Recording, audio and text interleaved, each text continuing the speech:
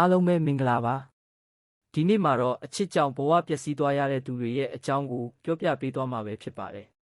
အချစ်ဟာလူတစ်ယောက်ရဲ့ဘဝကိုပျော်ရွှင်အောင်လုပ်နိုင်တယ်လို့ပျက်စီးအောင်လည်းလုပ်နိုင်ပါတယ်အချစ်ကြောင့်လူတွေပျော်ရွှင်ရတယ်လို့အချစ်ကြောင့်လူတွေပျက်စီးနေကြပါတယ်အချစ်ကြောင့်ဘဝပျက်စီးနေတဲ့လူတွေကိုလေ့လာကြည့်မယ်ဆိုရင်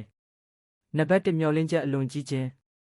အချစ်ဆိုတာလှပနိုင်ပေမဲ့တစ်ခါတရံမှာလူတွေဟာအချစ်ကိုပြည့်စုံတဲ့အိမ်မက်အဖြစ်မှားယွင်းစွာမြင်မိတတ်ပါတယ်အချစ်ကြောင့်ဘဝတစ်ခုလုံးပြောင်းလဲသွားမယ်လို့အရာအလုံးကောင်းမွန်လာမယ်လို့ယုံကြည်ကအလွန်မင်းမျှော်လင့်ထားတဲ့အခါစိတ်ပျက်စရာဖြစ်လာနိုင်ပါတယ်နံပါတ်2အတ္တကြီးခြင်းတချို့သောအခြေရေးဟာပိုင်ဆိုင်မှုထိန်းချုပ်လိုမှုတွေနဲ့ရောနှောနေတတ်ပါတယ်ငါမရှိရင်သူမနေနိုင်ဘူးသူ့ဘဝဟာငါ့အပေါ်မှာပဲမူတည်နေတယ်ဆိုတဲ့အတ္တကြီးတဲ့ခံစားချက်တွေဟာအချစ်ကိုအစိတ်ဖြစ်စေပြီးနောက်ဆုံးမှာနှစ်ဦးနှစ်ဖက်ဘဝတွေပျက်စီးစေနိုင်ပါတယ်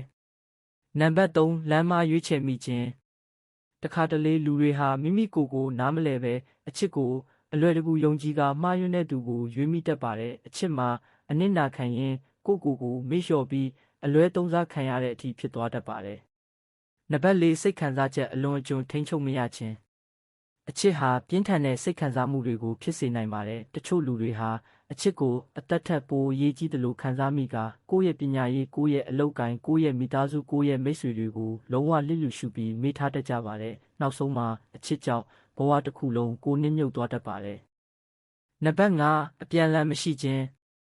တစ်ဖက်သက်အချစ်ဟာလူတစ်ယောက်ကိုပျက်စီးစေနိုင်ပါတယ်အချစ်တစ်ခုမှာတစ်ယောက်ကအယမ်းချစ်ပြီးတစ်ယောက်ကဂရုမစိုက်ဘူးဆိုရင်စိတ်တန်ရာနဲ့ဘဝအခြေအနေတွေယိုယွင်းလာနိုင်ပါတယ်နောက်ဆုံးမှာတစ်ယောက်ကိုတစ်ယောက်မုန်းသွားနိုင်တဲ့အထိဖြစ်သွားနိုင်ပါတယ်နံပါတ်6အချစ်ကြောင့်ကိုယ့်ကိုယ်ဖျက်ဆီးမိခြင်း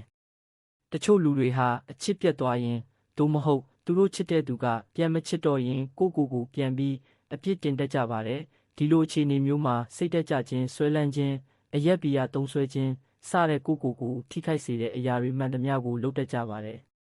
အချစ်ဟာဘဝကိုအတိတ်ပဲဖြည့်ပေးနိုင်ပေမဲ့ဘဝတစ်ခုလုံးကိုတော့အချစ်တစ်ခုတည်းနဲ့တည်ဆောက်လို့မရပါဘူး။ဒါကြောင့်ကိုယ့်ရဲ့ဘဝကိုအချစ်ကြောင့်မပျက်စီးစေဖို့အရန်ကိုမှအရေးကြီးပါတယ်။အခုဆိုရင်ဘဝမှာအချစ်ကြောင့်ဘဝပျက်စီးသွားတဲ့သူတွေရဲ့အကြောင်းကိုသိကြမယ်လို့ထင်ပါတယ်။အားလုံးကိုကျေးဇူးတင်ပါတယ်။